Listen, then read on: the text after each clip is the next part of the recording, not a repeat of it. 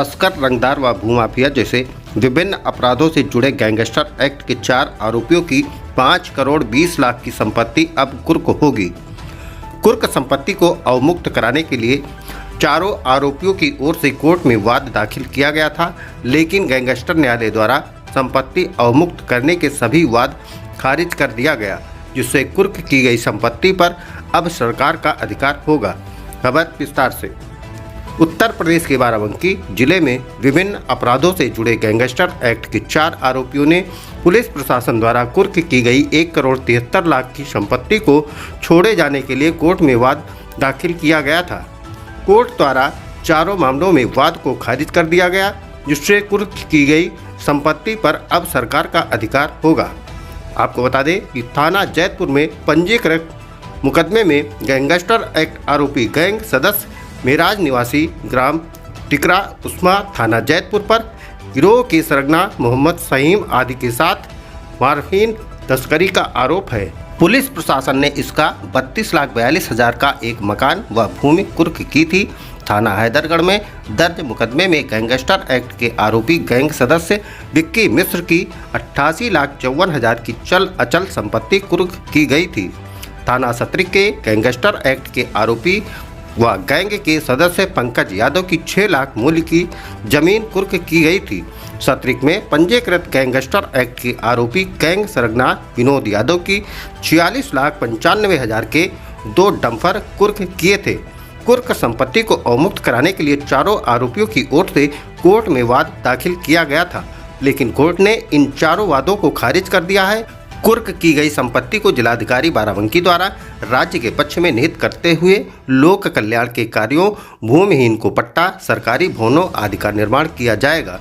इसके अलावा दूसरा मामला बाराबंकी जिले के ही जैतपुर क्षेत्र में कुख्यात मादक पदार्थों की तस्करी करने के बाद अपनी करोड़ों की संपत्ति को प्रशासन की निगाह से छुपाने के लिए अपनी पत्नी व बहन के नाम कर दी, लेकिन पुलिस ने तस्कर के परिजनों के नाम अर्जित की गई 5 करोड़ 20 लाख रुपए की अचल संपत्ति को अब कुर्क करने की तैयारी कर रही है। आपको बता दें कि जैतपुर थाना क्षेत्र के ग्राम टिकरा उस्मा निवासी सारिफ उर्फ सारिफ गिरोह बनाकर काफी समय से मादक पदार्थों की तस्करी का कारोबार करता था।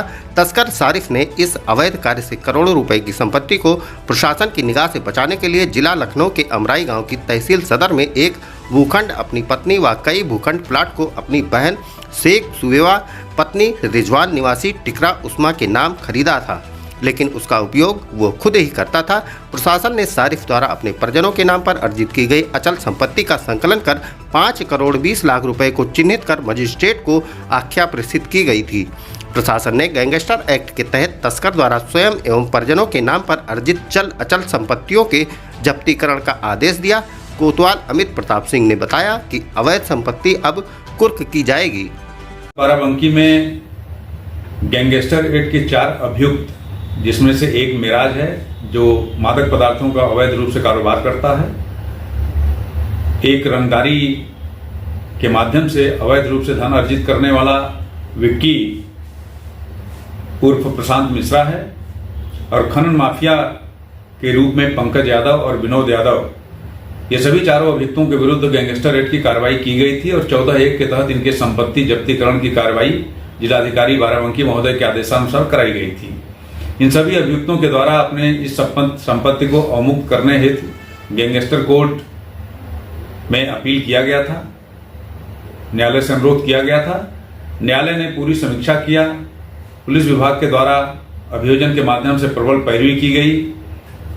इसके नतीजे में माननीय गैंगस्टर न्यायालय ने जिलाधिकारी महोदय के आदेश को पूर्ववत बहाल रखते हुए राज्य के पक्ष में संपत्ति को जब्तीकरण कुर्की के आदेश को बहाल रखा है।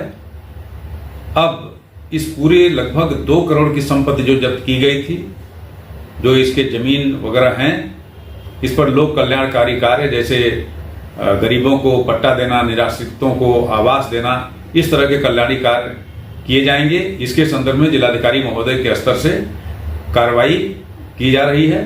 शीघ्र ही परिणाम सामने आएगा।